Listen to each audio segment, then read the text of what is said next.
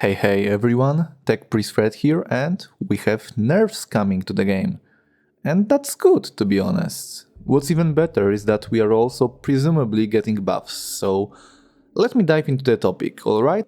A few hours ago at the time of recording this video, Ratatosk, Snowprint's main community manager, shared a new explainer in the Tacticus Discord and in-game. And to be honest, it was a total nuke.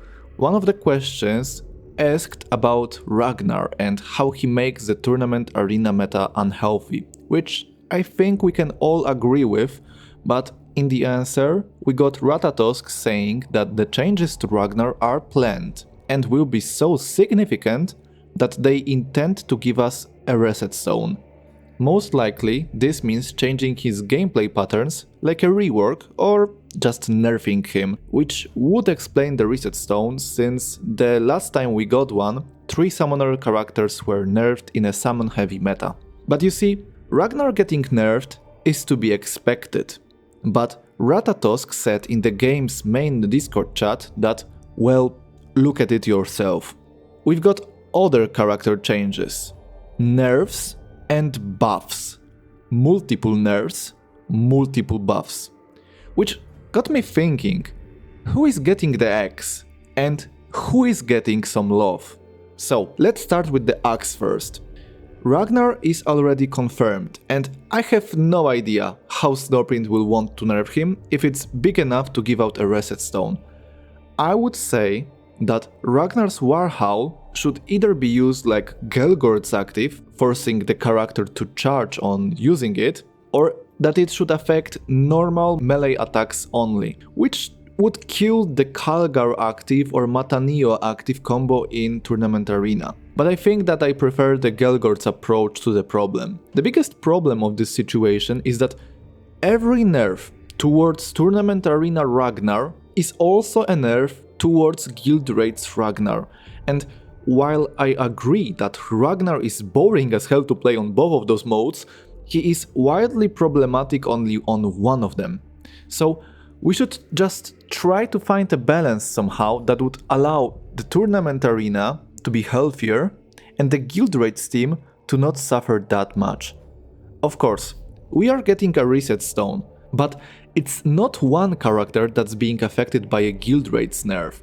It is the whole team. Some people built Onshi, Karn and Snotfloga up to Diamond 3 just for the Ragnar team. If Ragnar ceases to exist in the Guild Raid's meta, one reset stone won't fix the months of investment into different combo pieces.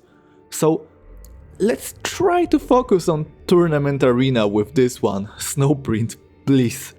Or introduce a new reset stone type that downgrades the character to Gold 1 in all the ways, level 35, epic rarity, 3 red stars, level 35 abilities, and give out those mini reset stones more often. Gold 1 is a good point for various game modes, and every character is good to build up to Gold 1, while not every character is good to build up to Diamond 3. Adding a Gold 1 reset stone would allow us to shake up the meta nicely and not make people feel scammed with one reset stone when 4 or 5 characters from their roster are unusable at Diamond 3 guild raids after a nerf. Now, let's get back to the main topic, the nerf candidates. For my next X candidate, we have Exitor-R. You all know how good the mech team is in guild raids, and we all know that Exitor is the main problem of it. Not Tangida or Actus or Aleph Null. No, the sheer OP-ness of mechs comes from Exitor, and the fix to him should be quite simple in my eyes. Nerfing his passive from 2 hits to 1 hit. Now, I know that it's a 50% cut, which could mean that we could get a damage buff to a single hit, like a 50% increase, which would mean that the nerf is effectively only 25% of the damage output nerf, but since the last patch, there has been a way to make Exitor hit more times on his passive, and I don't mean adding in more mechanical summons, that's what everyone can do. Bringing in Ancient Toriad currently makes Exitor-R hit 3 times each time his passive is activated, which increases his passive's damage output by 50%. This currently has some uses, since in theory you could stop at summoning with Tangida and Shosilur Alvnul and then make sure that Ro has more hits on his passive, effectively boosting all of the summon value by 50% with this interaction.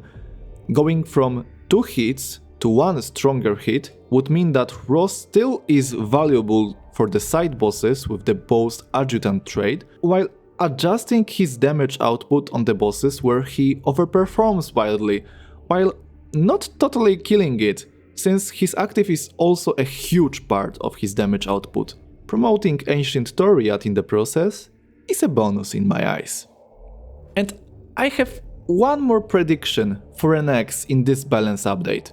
Eldryon. Now, I don't think anymore that it's his numbers or overall design that needs to be adjusted. It's a simple change, really.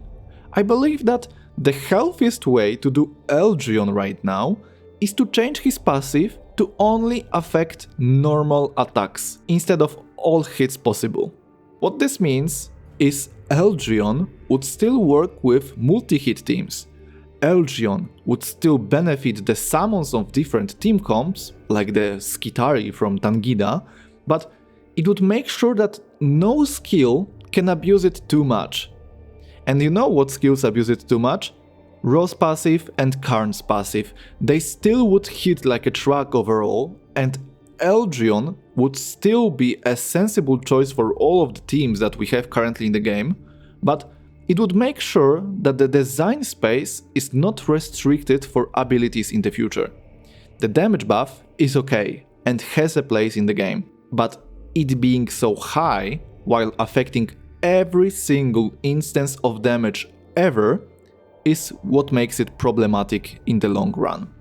Now, I know that there are some people that think that nerfs are bad, but trust me, they are good.